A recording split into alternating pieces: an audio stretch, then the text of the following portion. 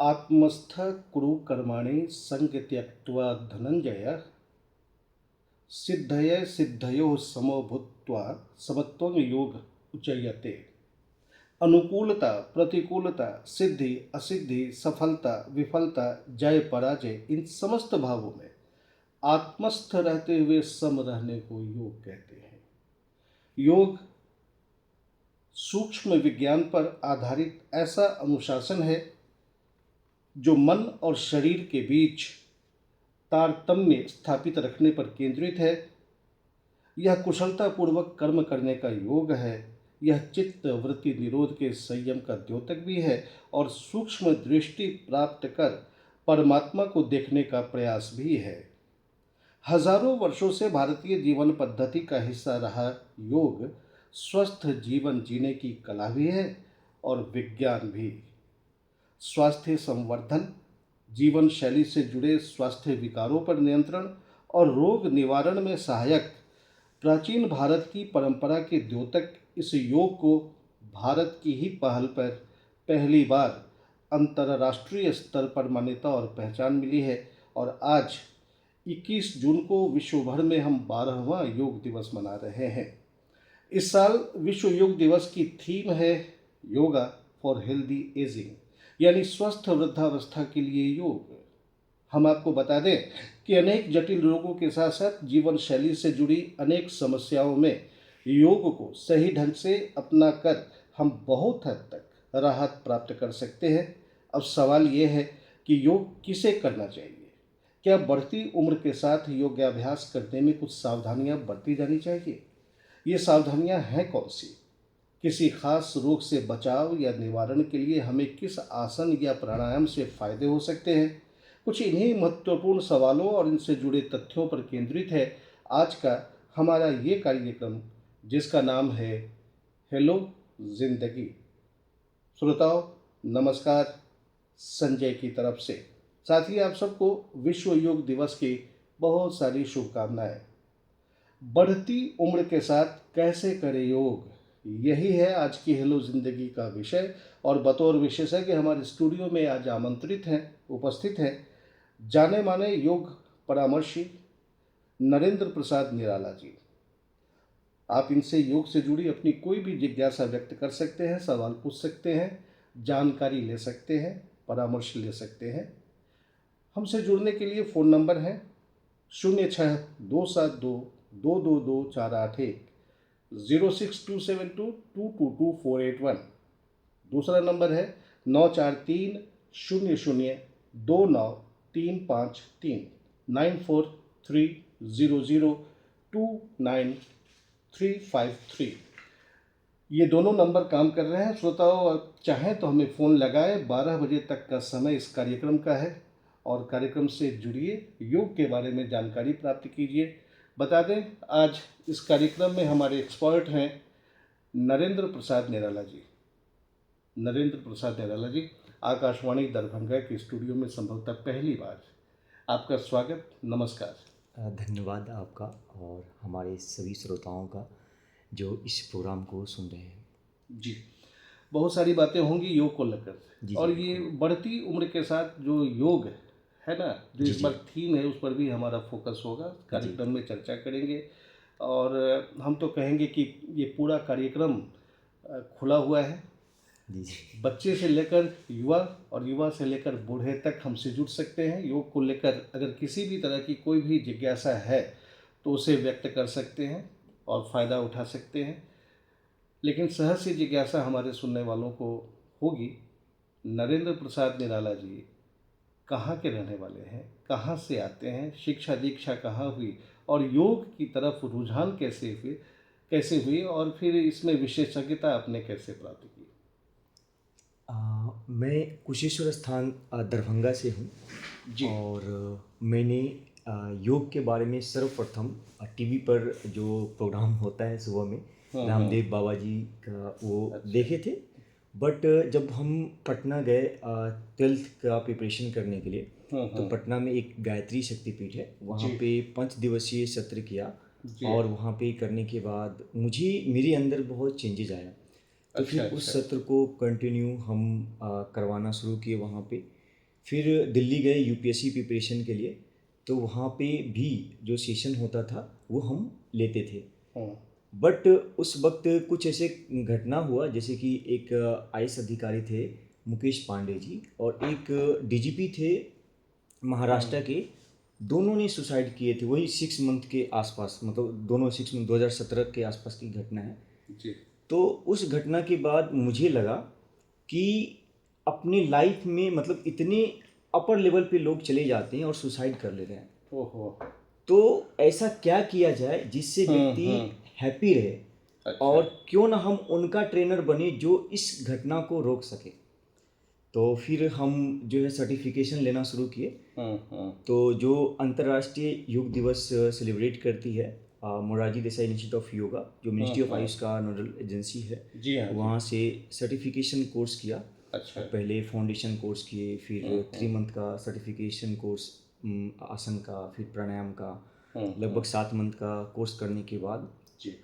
उसी दौरान हमारे जो ट्रेनर थे वो लिबासना में ट्रेनिंग देने के लिए गए हुए थे, शरद सर। तो उनका ट्रेनिंग में उन्होंने एक चीज़ बताया कि नरेंद्र, यूपीएससी हो या ना हो डजेंट मैटर, बट योग को मत कभी छोड़ना। अच्छा।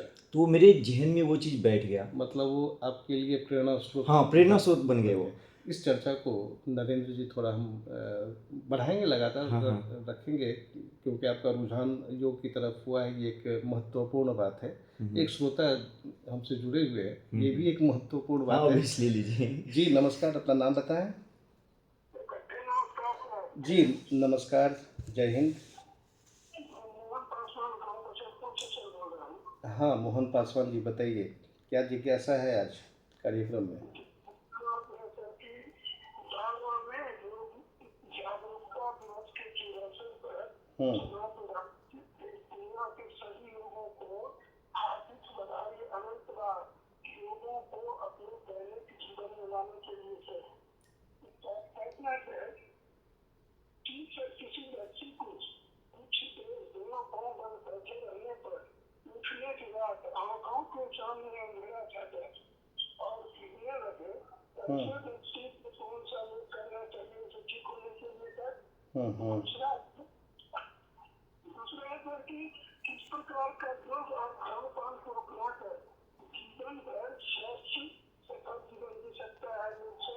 जी।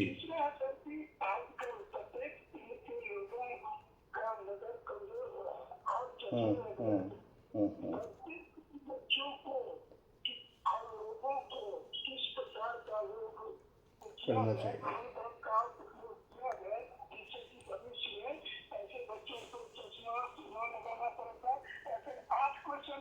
आठ, चलिए 3 सवाल आ गए हैं, बड़े महत्वपूर्ण सवाल हैं, है ना। तो मोहन पासवान जी, एक एक कर हम लोग विचार कर रहे हैं इन सवालों पर।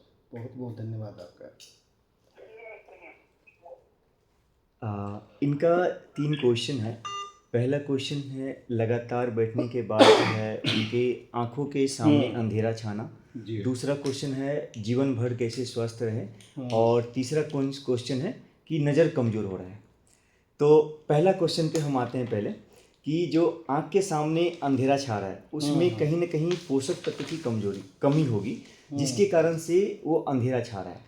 तो सबसे पहले उनको अपनी पोषक तत्व का जो भी कमी है उसका पहले एक बार चेक करवाना चाहिए।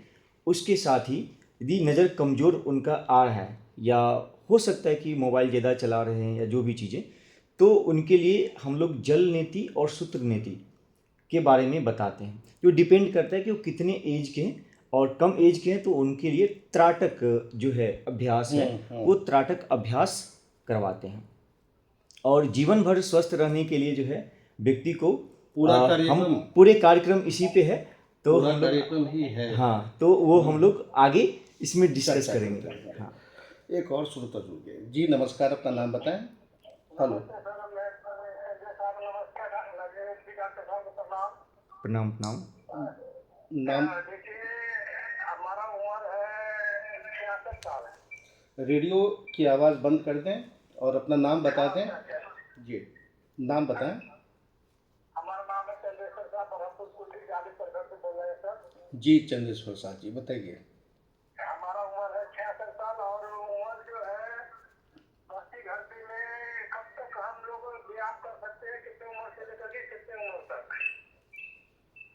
योग के लिए उम्र सीमा पूछ रहे हैं चंद्रेश्वर सर हाँ, जी। इसमें और चंद्रशेखर जी एक सवाल और इनका है। हाँ, जी बताइए, और क्या पूछना है?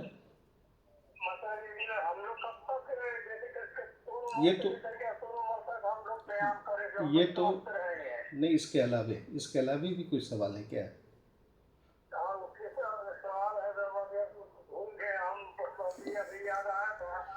अच्छा, कोई कोई बात बात नहीं नहीं, भैया। कोई बात नहीं। चलिए, 66 साल की उम्र में ये समस्या होती है भूल जाने की। हाँ, योग में उसके लिए भी उपाय है चंद्रेश्वर सर जी, सुनिएगा कार्यक्रम को, ठीक है? अंत तक सुनिएगा कार्यक्रम को। योग, जैसे कि अभी हमारे साथ संजय जी बता रहे थे कि योग में कोई सीमा नहीं होता है। रियली योग में कोई नहीं, कुछ भी सीमा नहीं होता है। मेरे साथ अभी साथ में 84 इयर्स की एक उषा जी हैं, जो हमारे साथ योग कर रही हैं और बहुत अच्छे से सभी आसन परफेक्टली करती है। तो योग का कोई सीमा नहीं है। बट आपको ये ध्यान रखना है कि जब भी आप कोई भी आसन कर रहे हैं तो बहुत ही धीमी गति से आसन करना है और ब्रेथ के साथ, आपके श्वास प्रश्वास के साथ प्रत्येक आसन को धीरे धीरे कीजिए करेंगे तो आपको उसका बहुत ही ज़्यादा लाभ मिलेगा। जो भूलने की बीमारी है उसके लिए जो है भ्रामरी प्राणायाम आप लगातार कीजिए 2 से 5 बार, फिर धीरे धीरे उसको बढ़ाइए और कम से कम 7 मिनट 8 मिनट तक इस भ्रामरी प्राणायाम को करेंगे तो आपकी जो भूलने की बीमारी है वो भी धीरे धीरे दूर होते चले जाएगा।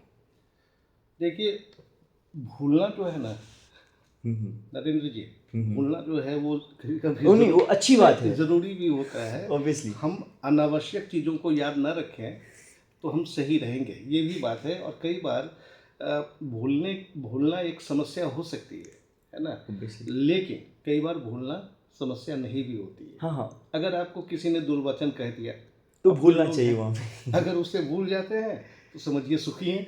याद रखे रहते हैं तो हाँ, दुख दुख होता है। योग में है कहा ना? भी गया है कि मतलब लोगों के साथ जो है वो जो हम अटैचमेंट रखते हैं या फिर वहाँ पे कुछ ऐसा वर्ड वो बोल देते हैं जिसके कारण से हर्ट पहुँचता है, दुख होता है, तो वहाँ पे हमें उसको भूल जाना चाहिए। और ये भी तो कहा गया ना शुरुआत में, जो मैंने एक बात कही थी कि अनुकूलता, प्रतिकूलता, सिद्धि असिद्धि, सफलता विफलता, जय पराजय, इन समस्त भावों में आत्मस्थ रहते हुए सम रहने का नाम योग है। यानी आपके अंदर किसी भी तरह की कोई भी भावना हो लेकिन उसमें भी अपने को तटस्थ रखना भी एक योग है। एक श्रोता जुड़ गए हैं फोन लाइन पर। हेलो, रेडियो सेट की आवाज़ बंद कर दें। हेलो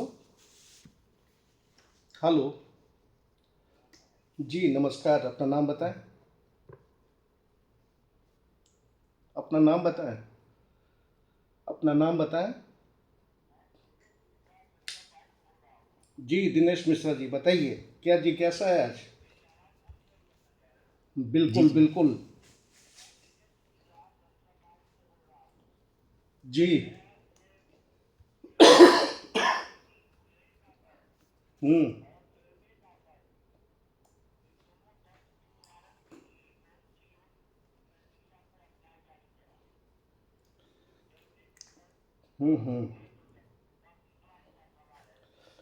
अच्छा अच्छा, लेकिन एक सवाल तो होगा।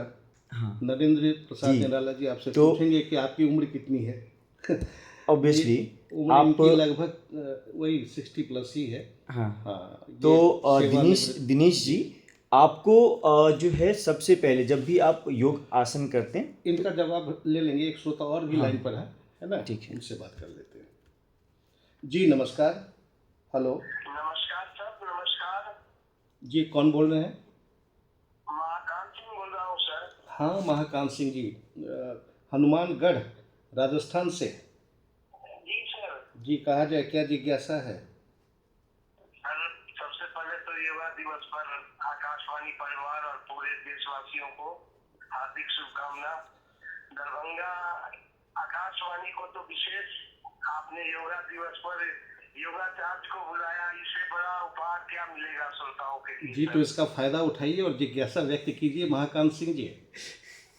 57 साल का हो, मधुमेह से ग्रसित हो, मुझे कौन सा योग करना चाहिए मुझे मधुमेह में फायदा मिले सर। अच्छा सवाल है। और एक साथ जितने भी मधुमेह के मरीज हैं, है ना, अगर वो इस कार्यक्रम को ट्यून करके रखे होंगे, सुन रहे होंगे, तो उन्हें भी फ़ायदा हो जाएगा। ठीक है। ऑब्वियसली। तो सबसे पहले हम दिनेश मिश्रा जी जो सरसों पाही से हैं और महाकाल सिंह जिनको जी रेडियो सुनिएगा, है ना। दिनेश मिश्रा जी का और महाकाल सिंह जी आपका, दोनों का सवाल हम ले चुके हैं और इसका जवाब बारी बारी से दे रहे हैं। सुनिएगा रेडियो पर। ठीक है।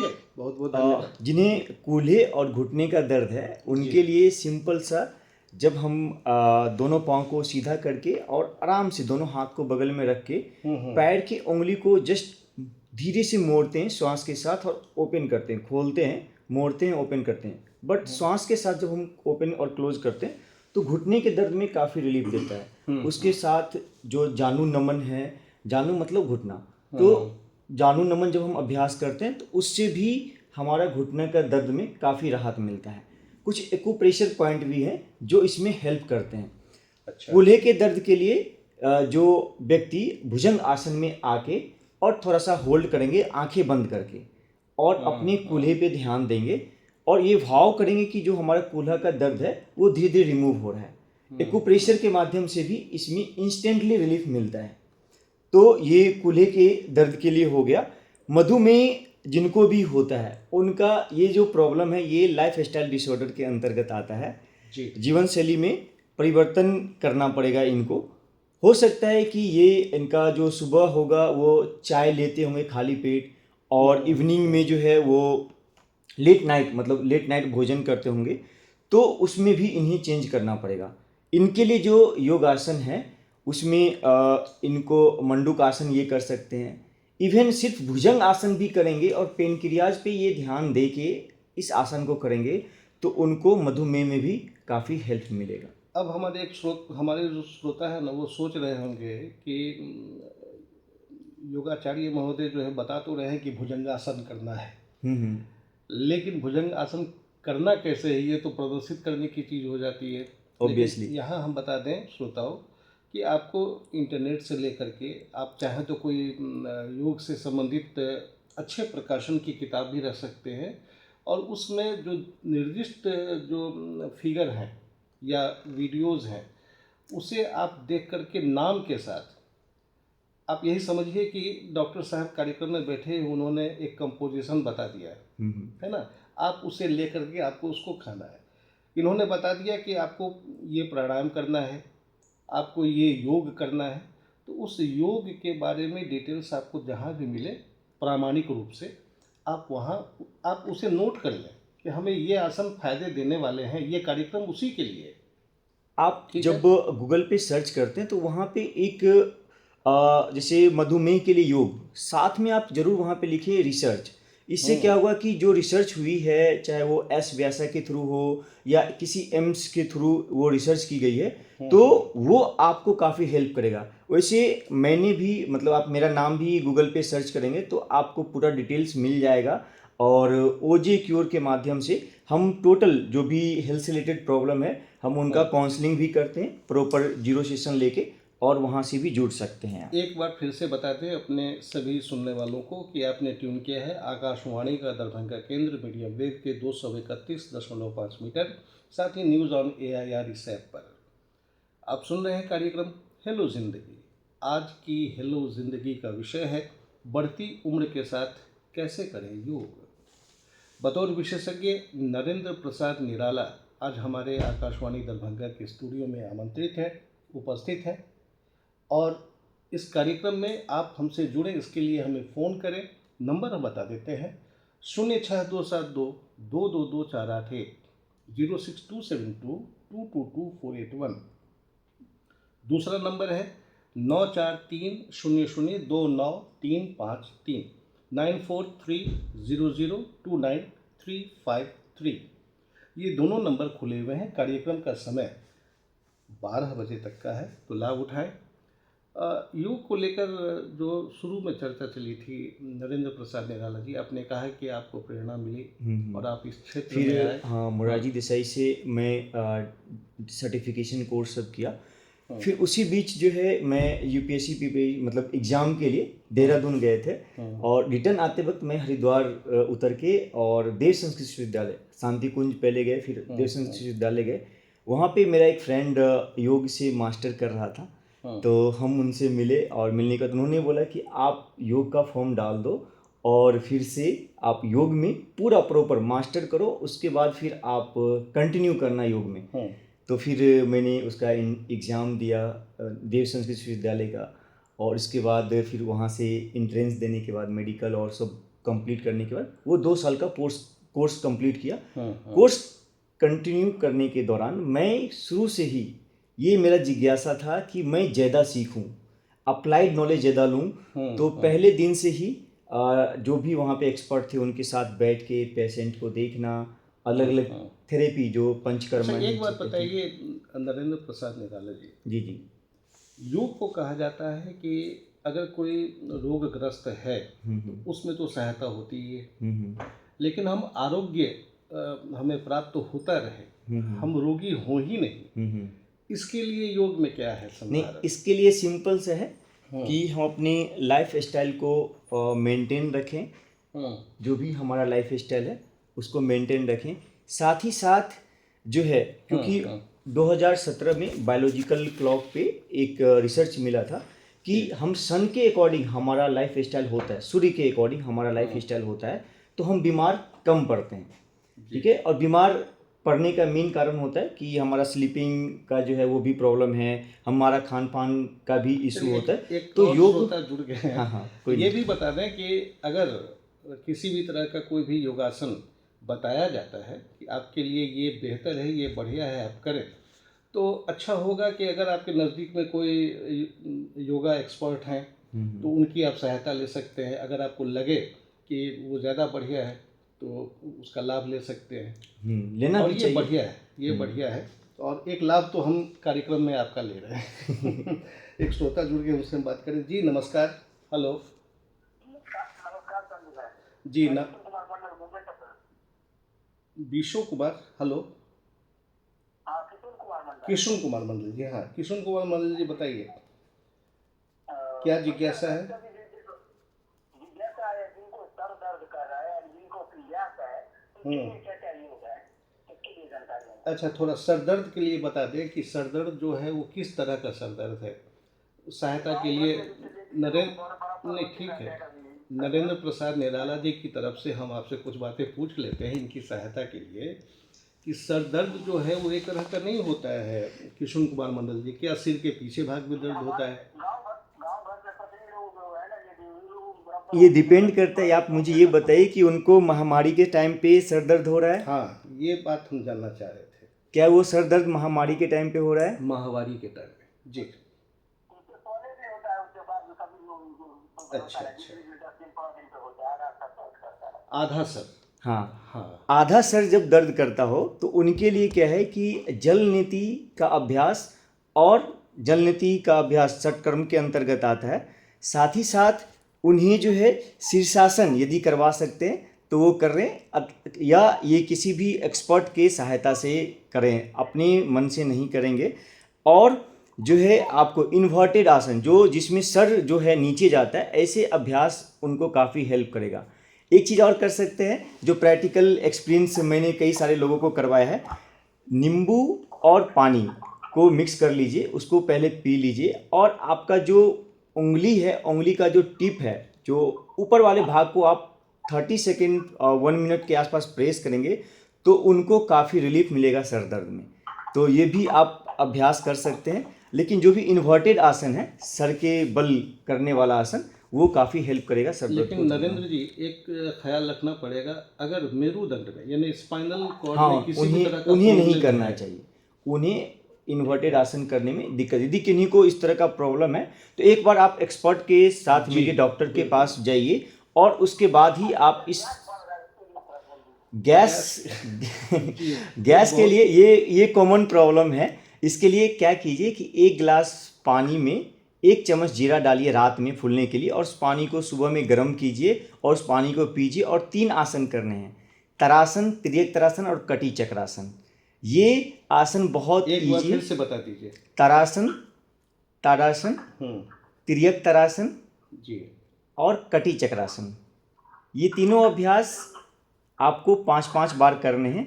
इससे जो गैस बनता है वो धीरे धीरे बनना, क्योंकि कब्ज के कारण से ही गैस बनता है। अच्छा नरेंद्र जी, ये बताइए, रात में खाना खाने के बाद वज्रासन के लिए कई एक्सपर्ट बताते हैं कि वज्रासन में जाने से भी गैस की जो समस्या है वो थोड़ी कम होती है। ऑब्वियसली, तो वो भी आप कर सकते हैं, लेकिन सबसे बड़ी दिक्कत क्या है कि हमारा जो अभी खान पान है, मोबाइल और जो भी हमारा वर्किंग लाइफ है, इसके कारण से लेट नाइट हो गया है, जिसके कारण से भी जो गैस बनना, एसिडिटी होना, या खाने के साथ जो हम पानी पीते हैं इसके कारण से भी गैस बनने की समस्या, एसिडिटी होना, ये सब हो जाता है।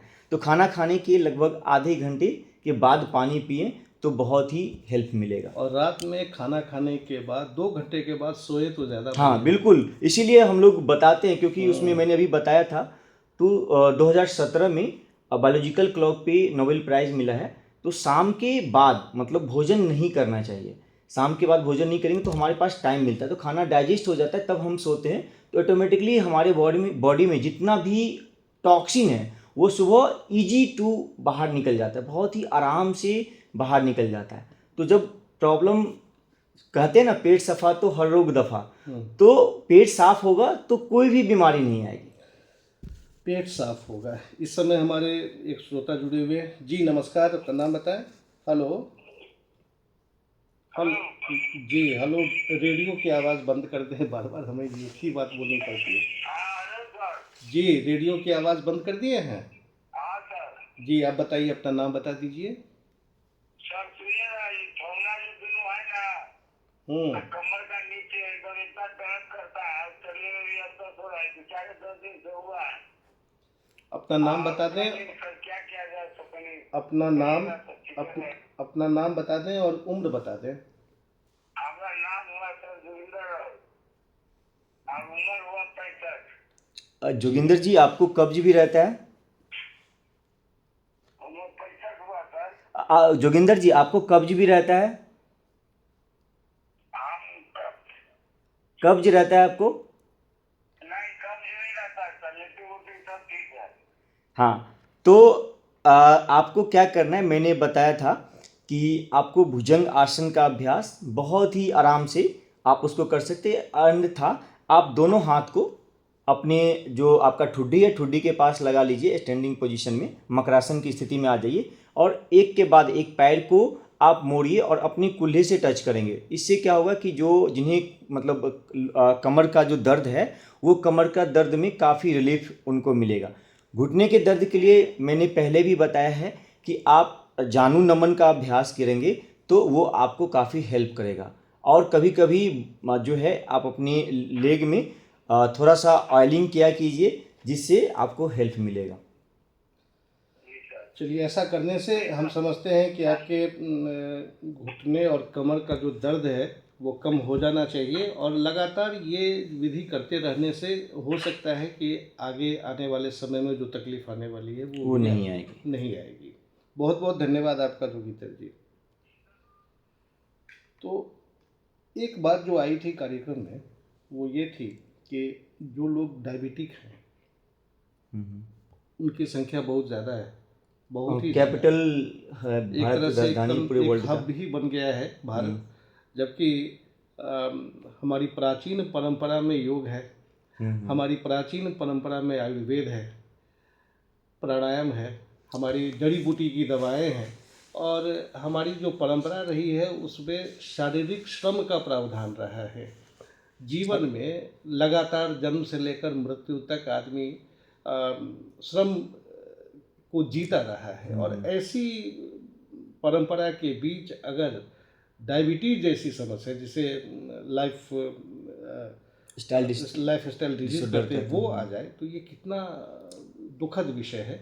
तो इस पर हम चर्चा करेंगे और चाहेंगे कि डायबिटीज़ वालों के लिए, और दूसरी जो सबसे बड़ी दिक्कत है वो है उच्च रक्तचाप, इन दो बीमारियों से जूझ रहे लोगों के लिए योग को लेकर के 40+ में ही ज़्यादातर ये प्रॉब्लम आता है। और आज का कार्यक्रम है भी उसी मुद्दे पर है, बढ़ती उम्र के साथ हम योग कैसे अपनाएं। तो ये सवाल अभी इस कार्यक्रम में है, एक श्रोता जुड़ गए हैं, उनके सवाल को पहले ले लेते हैं। जी नमस्कार, अपना नाम बताएं। जी नमस्ते सर, मैं सुमैया दरभंगा से बात कर रही हूँ सर। जी एक बार फिर से अपना नाम बता दें। भानुप्रिया गुप्ता, सुमैया दरभंगा से बात कर रही जी हूँ। जी भानुप्रिया, बताइए क्या जिज्ञासा है। जी सर, मेरी मम्मी का उम्र है 37। उनका पैर की ना मतलब एड़ी में बहुत दर्द रहता है 10-15 दिनों से, तो अच्छा। उसके लिए कोई योग है बताया सर।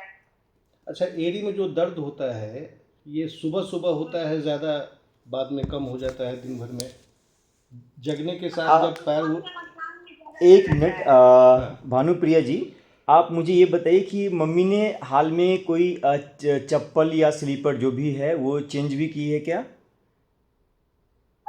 नहीं सर, वो तो बहुत एक ही स्लीपर है जो रेगुलर यूज हाँ, करती तो है। जो फ्लैट होता है ना, जो मतलब स्लीपर जो हार्ड हो जाता रहता है, वो बहुत ही मतलब प्रॉब्लम करता है एड़ी दर्द में।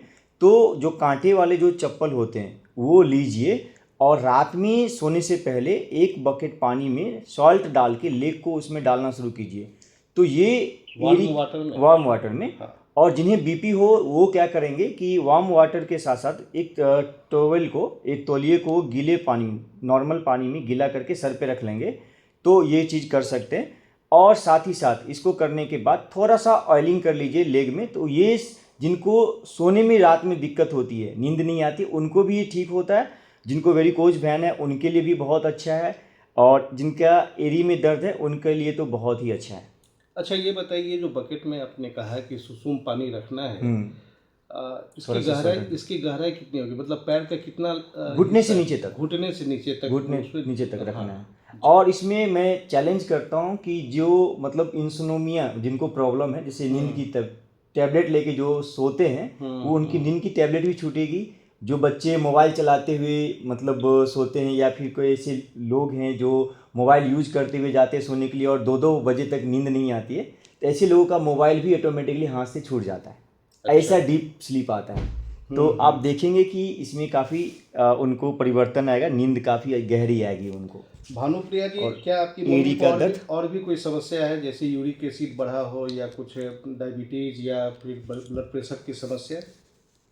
नहीं सर, बाकी सब ठीक है। बाकी चीज़ें ठीक हैं, तो जो चीज़ें बताई गई हैं और अभी- एक बार आप यूरिक एसिड का जरूर चेक करवा लीजिए। जी। यदि यूरिक एसिड में यदि मतलब उसमें कुछ प्रॉब्लम होगा, तो फिर एक बार अपने एक्सपर्ट से, जो भी डॉक्टर हो या वैद्य हो। योगोथेरेपिस्ट हो, वैद्य हो, उनसे ज़रूर एक बार कंसल्ट कीजिए, तो वो आपको और बेटर सलाह दे सकते हैं। क्योंकि बॉडी के अकॉर्डिंग वो डिफरेंट प्रॉब्लम का डिफरेंट सोल्यूशन हो सकता है।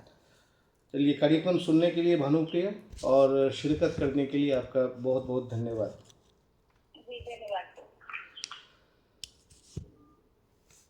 डायबिटीज़ और हाई ब्लड प्रेशर, हाइपरटेंशन। हाँ, डायबिटीज और हाई ब्लड प्रेशर, हम इसके लिए 6 पॉइंट पे काम करते हैं। अच्छा। पहला चीज़ जो है वो क्या खाएं, हमारे खाने में क्या होना चाहिए वो, तो हमारे खाने में फिर दूसरा चीज़ जो है हम कैसे खाते हैं, तीसरा चीज़ जो हम एक्टिविटी जो करते हैं, व्यायाम, जिसमें जो फिजिकल एक्टिविटी, मेंटल एक्टिविटी, चौथा चीज़ जो है वो हम सोना, हमारा सोना जो है उसका नींद का क्वालिटी अच्छा होना चाहिए।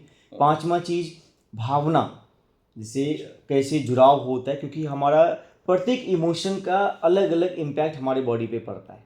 स्वाभाविक है। तो किसी मुस्कुराते हुए चेहरे को देखने के बाद हाँ, ऐसा तो हम समझते नहीं कि किसी का मन कलुषित हो जाए। ऑब्वियसली। तो और लास्ट वाला जो है इन्वायरमेंट, मतलब हमारे आसपास का वातावरण भी हमारी हेल्थ पे इम्पैक्ट डालता है। तो जिन्हें ये हाई बीपी है या फिर जिनका मधुमेह बढ़ा हुआ है, उनको सबसे पहले ये ध्यान रखना है कि उनके खाने में फाइबर ज़्यादा हो, जैसे हरी सब्जी। और चर्चा को आगे रखेंगे, एक श्रोता जुड़ गए। जी नमस्कार, अपना नाम बताएं। मैं राम कुमार शाह, सिमरिया भिंडी, कल्याणपुर, समस्तीपुर से बोल रहा हूँ श्रीमान। जी नमस्कार, बताया जाए क्या जिज्ञासा है। जिज्ञासा है कि मेरे दाहिने घुटने में फुटबॉल खेलने के क्रम में 50 वर्ष पहले, जी 50 वर्ष पहले मोच आया था, का इलाज किया, प्लास्टर हुआ, 1.5 महीने तक प्लास्टर भी कराया। कटने के बाद शादी क्रिया खराब किया, कॉलेज का जीवन, सेवा का जीवन, ऐसे व्यतीत किया। अब तो रिटायरमेंट में भी हूँ, 79 वर्ष का उम्र मेरा हो चुका है जी। और अब जो है पिछले 2 वर्षों से ठेवने में पुनः वही दर्द हो रहा है, बैठने उठने में, कुछ चलने में। वैसे साइकिल चला लेता हूँ लेकिन चलने में, उठने बैठने में परेशानी है। तो वृद्धावस्था का उम्र है और इस उम्र में कौन सा वृद्धाश्रम किया जाए, ये हम धारणा करेंगे। राम को शुभकामना करते हैं। राम कुमार शाह जी, 79 साल की आयु में आप थोड़ा बहुत साइकिलिंग कर लेते हैं, ये बहुत ही अच्छी बात है। ये सुखद अनुभूति है हम लोग के लिए भी। और जो घुटने का दर्द है ना, आपने बताया कि 50 साल पहले चोट लगी थी, उससे आप तो उबर गए थे, लेकिन अब वो दर्द उभर कर फिर से आने लगा है। जी। अभी आपने रिसेंटली कहीं पे चेक करवाए थे क्या? नहीं करवा, एक बार चेक करवा लीजिएगा। चेक करवाए थे। और उसमें क्या बोला गया आपको? उन्होंने कहा कि ये वृद्धावस्था से संबंधित रोग है, ओके। इसलिए इसको दवा खाते रहिए। आपके पैर की उंगली, आपने दायां पैर बोला था ना, दाहिने घुटने में दर्द हो रहा है, राइट? हाँ, तो आपके पैर की उंगली में भी दर्द होता है? नहीं, उंगली में दर्द नहीं है। हाँ, तो पैर की उंगली का जो चौथा उंगली है, अंगूठे से लेके चौथा उंगली जो होता है, चौथा उंगली है ना, उस उंगली के पास में जो ज्वाइंट है उसको भी आप प्रेस करेंगे तो आपके घुटने के दर्द में काफ़ी रिलीफ मिलेगा। एक बार घुटने का, एक बार घुटना, हाँ, चौथा उंगली, उसको आप दबाएंगे, उससे भी ठीक होगा। और इससे पहले भी मैंने बताया है कि आप उंगली नमन, क्या कहता है, जानु नमन, ये सब अभ्यास आपके घुटने में काफ़ी हेल्प करेगा। तो इस अभ्यास को कीजिए और चौथे उंगली को आप प्रेस करेंगे। और एक पेपर टेप आता है जो दवा दुकान पे आपको मिल जाएगा, वो पेपर टेप लीजिए, उसमें मेथी चिपकाइए और उस चौथे उंगली में उसको चिपका के उस मेथी को प्रेस करेंगे तो आपके घुटने दर्द में काफ़ी आराम आपको मिलेगा। तो इस तरह से करने से घुटने दर्द को आप आराम दे सकते हैं। बहुत बहुत धन्यवाद राम कुमार शाह जी, हमसे जुड़ने के लिए, कार्यक्रम सुनने के लिए। आप शतायु हो, ये शुभकामना भी आज योग दिवस के दिन पर। ठीक है। 79 साल की उम्र में कोई आदमी कहे कि सिर्फ घुटना में दर्द है, वो भी चोट की वजह से, और एक घुटना में, तो हम समझते हैं कि ये एक अच्छी बात है। और डायबिटीज़ की चर्चा जहाँ हो रही थी, आपने खान पान के बारे में नरेंद्र प्रसाद निराला जी आपने बताया, आपने कहा कि आहार विहार का फर्क पड़ता है, हमारी सोच का फर्क पड़ता है, और बॉडी लैंग्वेज जो है ना, कई बार हम दूसरों की वजह से व्यथित होते हैं ऑब्वियसली, तो उससे भी हमारा जो डायबिटिक लेवल जो है वो इंक्रीज बढ़ जाता है। ये सही बात है। हमारे मनीषी भी पहले कहा करते थे ना कि जैसा खाए अन्न वैसा बने मन, जैसा पिए पानी वैसा बने बानी। तो ये भी बात है, खान पान का असर हमारे शरीर पर पड़ता है, हमारी सोच का असर पड़ता है हमारे शरीर पर। किसी को मुस्कुराते देखने के बाद आपकी अगर मुस्कान खिल जाती है तो ये इम्पैक्ट है उसका, ये फर्क पड़ता है। एक श्रोता जुड़ गए हैं, चर्चा को बढ़ाएंगे, और जब चर्चा को बढ़ाएंगे तो आपसे पूछेंगे कि आपने खान पान की चर्चा कर ली डायबिटीज़ और उच्च रक्तचाप वालों के लिए, लेकिन योग को लेकर के आपके क्या करने हैं, इस समय जुड़ जाते हैं। जी नमस्कार, अपना नाम बताएं। हाँ जी, हेलो जी, नमस्कार, अपना, हाँ बोल रहा हूँ। आपकी आवाज़ डिस्टॉर्टेड आ रही है, आप दोबारा से, आप रेडियो देखिए, रेडियो की आवाज़ बंद कर दें, है ना। अगर आपके इर्द गिर्द में रेडियो बज रहा है तो उसे ऑफ कर दें या उसकी वॉल्यूम बिल्कुल कम कर दें, हमसे बात करें। जी हेलो, एक बार फिर से दोबारा कॉल लगा लीजिएगा, क्योंकि आपकी आवाज़ हमें ठीक से मिल नहीं रही है, हम आपसे बात नहीं कर पा रहे हैं ठीक से। दोबारा से कॉल लगा लीजिएगा। कई बार श्रोता हमसे जुड़ते हैं तो ठीक से बात नहीं हो पाती। एक बार फिर से अपने सुनने वालों को बता दें कि आप सुन रहे हैं कार्यक्रम हेलो ज़िंदगी आकाशवाणी के दरभंगा केंद्र से। आज की हेलो ज़िंदगी में विषय है बढ़ती उम्र के साथ कैसे करें योग। बतौर विशेषज्ञ नरेंद्र प्रसाद निराला जी आज आमंत्रित हैं हमारे स्टूडियो में। आप इनसे जुड़कर फ़ोन के माध्यम से जुड़ सकते हैं और अपनी जिज्ञासा व्यक्त कर सकते हैं योग को लेकर, प्राणायाम को लेकर के। कार्यक्रम का समय 12 बजे तक का है। नंबर हम फिर से बता देते हैं 9430029353 9430029353। दूसरा नंबर है 06272222481 06272222481। श्रोताओं, अगर आपको किसी एक नंबर पर दिक्कत हो तो दूसरे नंबर का इस्तेमाल करिए, क्योंकि आवाज़ की क्वालिटी जब बिगड़ जाती है, ख़राब रहती है, तो हम ठीक से बात नहीं कर पाते हैं। हेलो हेलो जी, नमस्कार। अपना नाम बताएं। पंडित रामपट्टी से बोल रहे हैं सर। जी, एक बार फिर से रामपट्टी अपना नाम फिर से बता दें। दुखी पंडित हाँ, रामपट्टी। दुखी पंडित जी, बताइए क्या जिज्ञासा है। अंदर जिज्ञासा है सर, हमको भी गैस बनता है, बस आप तबीयत रहता है, बस यही बीमारी है। दूसरा हम बस कैसे करें उसको भी हमें आसान मिले। दो बात बता दीजिए दुखी पंडित जी, आप करते क्या हैं, पहली बात, और दूसरी बात कि आपकी उम्र कितनी है। हमारा उम्र है सर 64 वर्ष। अच्छा, 64 साल की उम्र है। जी आ, सर, कीर्तन भजन में रहते हैं, नाल बजाते हैं। अच्छा।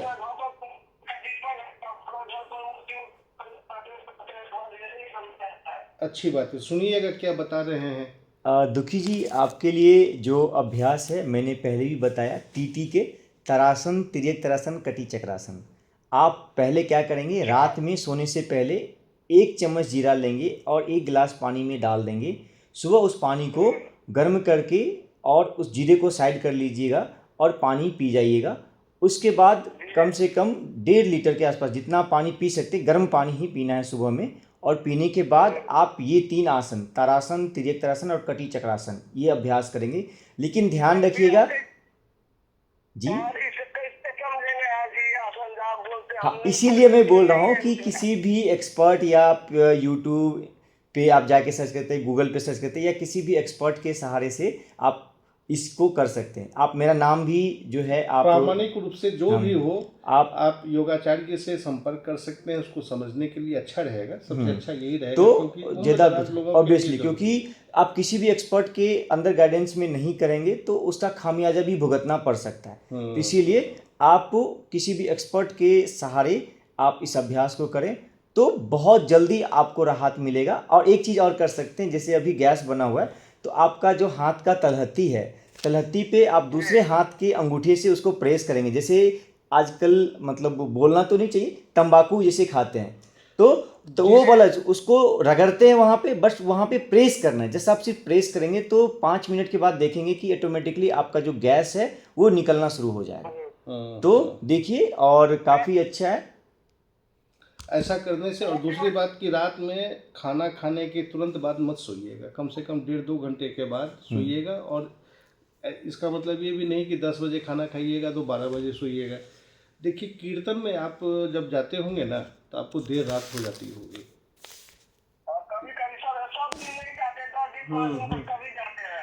और लोग भक्ति भाव में रहते हैं, गीत भजन में लगे रहते हैं, तो फिर भंडारा का भी आयोजन होता है तो देर रात में भंडारा भी चलता है।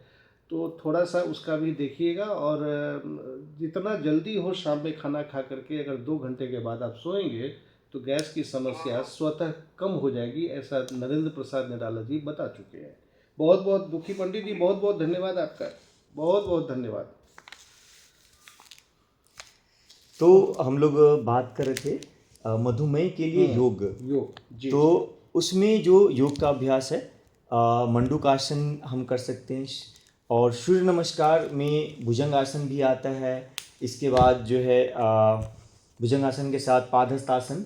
तो ये सब अभ्यास लेकिन ध्यान ये है कि ध्यान ये देने की बात है कि हम ब्रेथ के साथ जब हम अभ्यास करते हैं तो उसका इम्पैक्ट हमारे हेल्थ पे बहुत ही अच्छे से पड़ता है, क्योंकि जब हम देखेंगे तो हमारा ब्लड जो है वो ऑक्सीजन कैरी करता है, और ऑक्सीजन प्रॉपर मात्रा में हमारे ब्लड के साथ मूव करेगा तो जो ब्लॉकेज होता है वो ब्लॉकेज होना बंद हो जाएगा, और जिसी को हम लोग प्राण ऊर्जा बोलते हैं। तो उस तरह से प्राणायाम के साथ, ब्रीदिंग के साथ हम अभ्यास करेंगे तो बहुत जल्दी ही मधुमेह पे काबू पा सकते हैं। एक और श्रोता जुड़ गए हैं जी, नमस्कार। हेलो सर नमस्ते सर, डॉक्टर साहब संजय जी को नमस्ते। नमस्ते। फोन कर रहा है सर, ऐसा भूल गए उस समय योग दिवस आज है, में आज योग दिवस है, और ये पूरा योग भारत से ही निकल करके हर कोना में अपनी अपनी जगह पर पहुंचा है। सही बात है। और ये दिन हमारा भारत सरकार का ही है, तो अच्छी बात है। और दूसरा बात मैं पूछना चाहते हैं सर, ये गर्मी में योग कितने दिन करना चाहिए, सर्दी के मौसम में? ठीक है, बढ़िया बढ़िया सवाल है, बढ़िया सवाल। ये आपका बहुत ही अच्छा। एक बार अपना नाम बता दें। मेरा नाम है चंद्रेश्वर साहब। चलिए, समझ गया। चंद्रेश्वर साहब जी, आपका पहला सवाल तो ये था कि उम्र सीमा निर्धारित है क्या योगा? नहीं, योग के लिए अब पूछ रहे हैं कि मौसम के हिसाब से योग कितनी देर करना चाहिए जी। तो मौसम के हिसाब से अभी गर्मी चल रहा है, तो गर्मी में हमें ज़्यादा फोकस करना चाहिए जिससे हमारा बॉडी जो है मतलब क्या कहता है, कूल हो, मतलब जिसमें ठंडापन, शीतलता का अनुभव हो। तो इसमें शीतकारी प्राणायाम, शीतली प्राणायाम या चंद्रभेदी प्राणायाम, जो चंद्रभेदी प्राणायाम बाएं नाक से सांस लेना छोड़ना, इस तरह से, तो ये अभ्यास बहुत हेल्प करेगा। तो कम से कम 1 घंटे, इतना भी नहीं हो पा रहा है तो 10-10 मिनट का गैप करके भी, मतलब भर दिन में 10-10 मिनट भी यदि आप योग 3 बार 4 बार कर लेते हैं। ये ध्यान रखना है कि आपको योग का अभ्यास खाली पेट करना है, तो कम से कम खाना खाने की 2 से 3 घंटे का गैप होना चाहिए। खाना खाने के बाद या उससे पहले, आधे घंटे पहले आप योग का अभ्यास करेंगे तो आपको काफ़ी राहत देगा। सही बात है। और आज के दौर में बहुत बहुत धन्यवाद आपका चंद्रेश्वर साहब जी, बहुत बहुत धन्यवाद। उम्र सीमा के बारे में इन्होंने पूछा था कि क्या मतलब बचपन से लेकर बुढ़ापे तक। ऑब्वियसली जो भी मतलब 5 साल से ऊपर हैं वहाँ से लेके, और जब तक वो बेड पे है, मतलब चल फिर सकते हैं, तब तक वो योग कर सकते हैं। योग का मतलब ये कहते नहीं है कि हमारा पूरा बॉडी मुड़ जाए, घूम जाए, ऐसा कहते नहीं है। योग का मतलब इतना है कि हम किसी भी आसन को स्थिर पूर्वक, जैसे कहा गया है पतंजलि योग सूत्र में, स्थिर सुखम आसनम, तो स्थिर पूर्वक जब हम किसी भी आसन में बैठते हैं तो योग कहलाता है।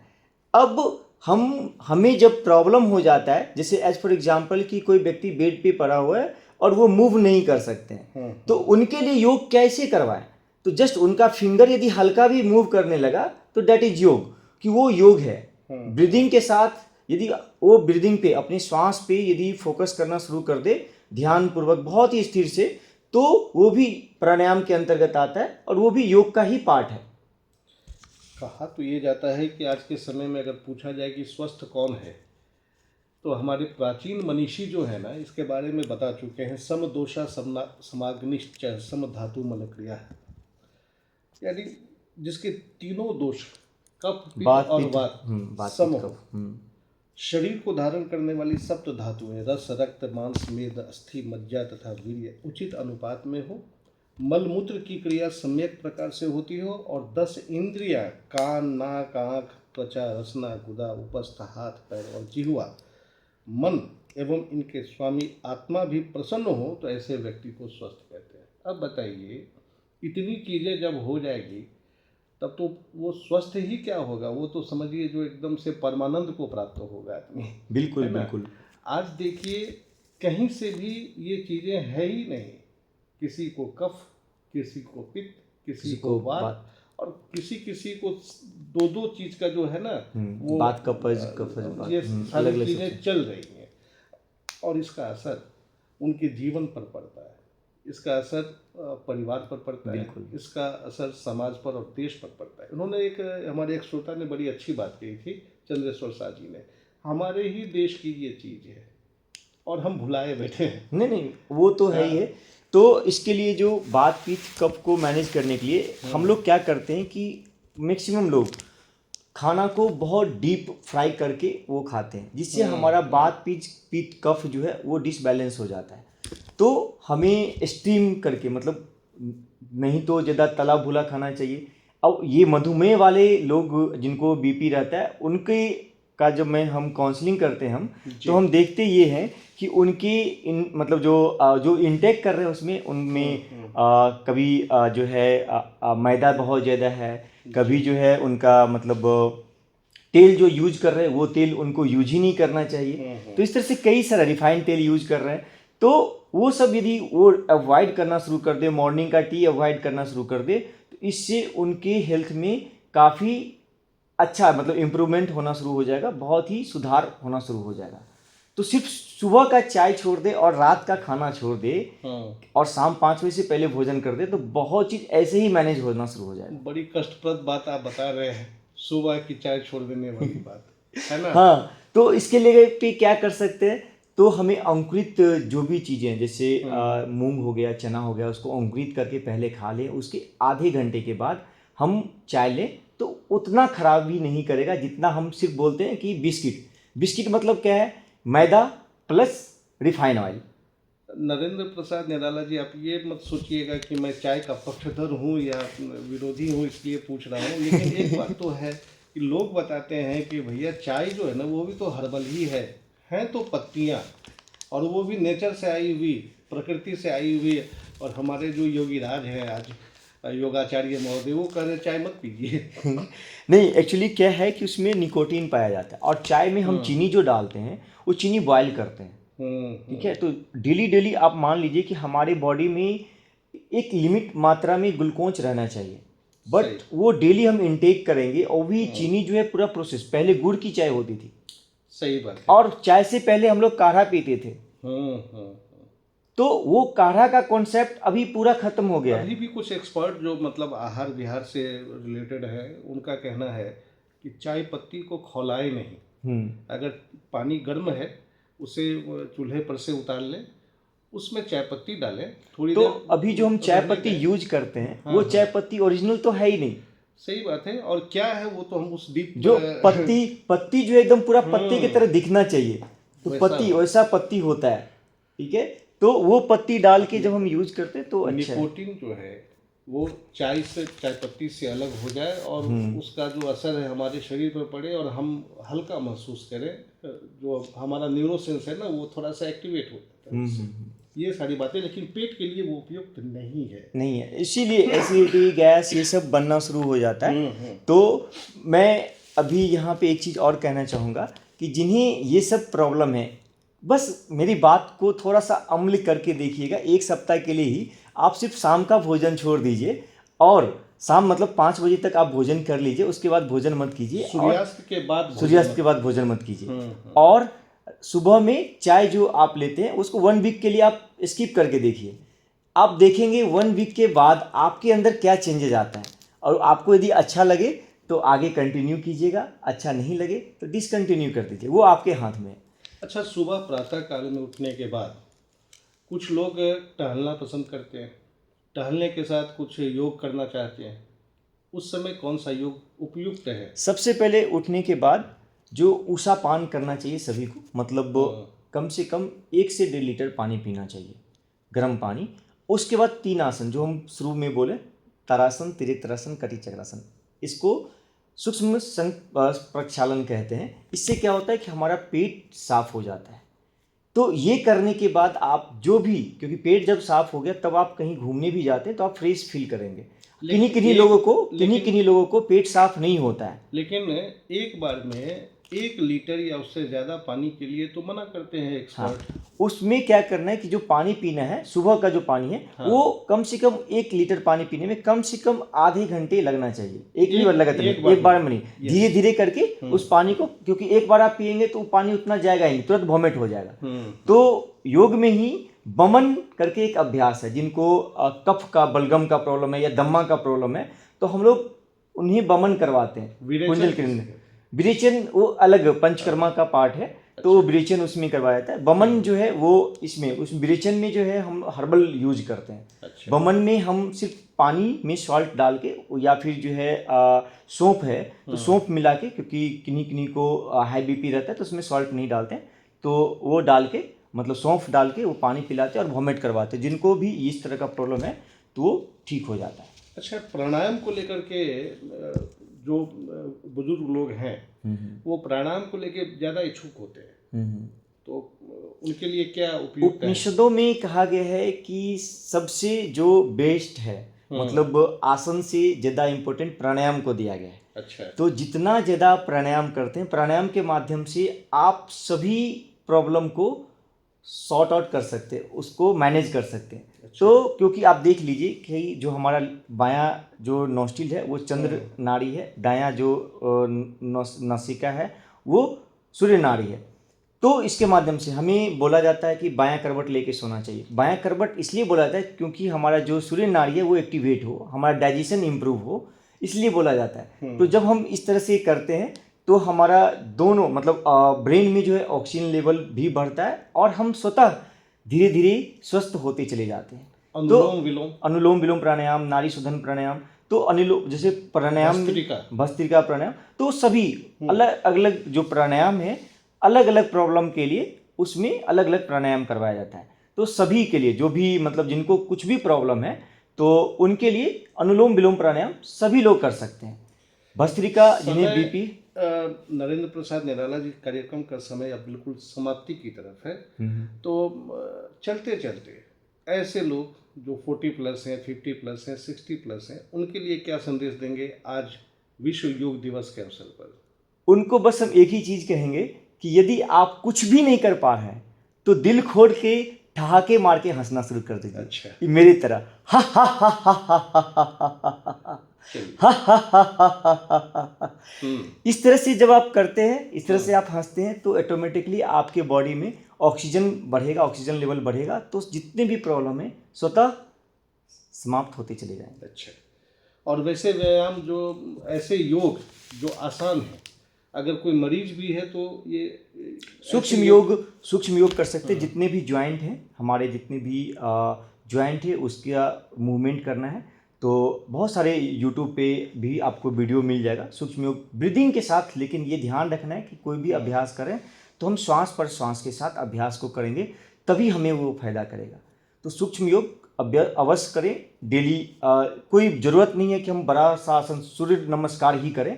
जस्ट सूक्ष्म योग जो है वो करने से आप सभी प्रॉब्लम को दूर कर सकते हैं। योग मुद्रा क्या है? चलते चलते योग मुद्रा जो है हमारे हाथों का, जैसे ये बहुत बड़ा टॉपिक है और इतने 1 मिनट में इस चीज़ को नहीं बता सकते, तो जस्ट तो उसमें क्या है कि जो हमारे फिंगर हैं उसमें अलग अलग फिंगर पे अलग अलग पोस्चर जो मुद्रा होते हैं वो लगता है, जिससे अलग अलग प्रॉब्लम पे वो इम्पैक्ट डालता है। जैसे हमें कंसंट्रेशन करना है तो हम अपनी तर्जनी उंगली को अंगूठी के साथ लगाते हैं तो वो हमारे कंसंट्रेशन को ठीक करता है। जिन्हें गैस एसिडिटी का प्रॉब्लम है वो अपान मुद्रा लगाते हैं, मतलब जो उनका मध्यमा उंगली है और तर्जनी उंगली है उसको टच करते हैं तो उससे जो है उनका मतलब गैस एसिडिटी का प्रॉब्लम दूर होने लगता है। तो कुल मिलाकर इतनी बात कि बढ़ती उम्र के साथ कैसे करें योग, ये था आज की हेलो जिंदगी का विषय।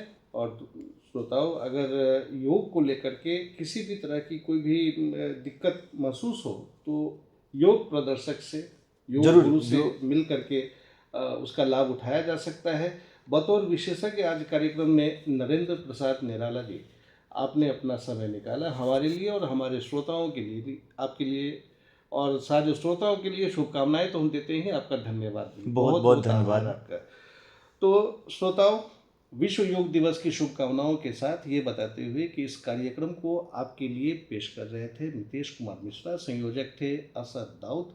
मुझे संजय को अब यहीं अनुमति दीजिए। मिलेंगे अगले अंक में किसी और विषय, किसी और विशेषज्ञ के साथ।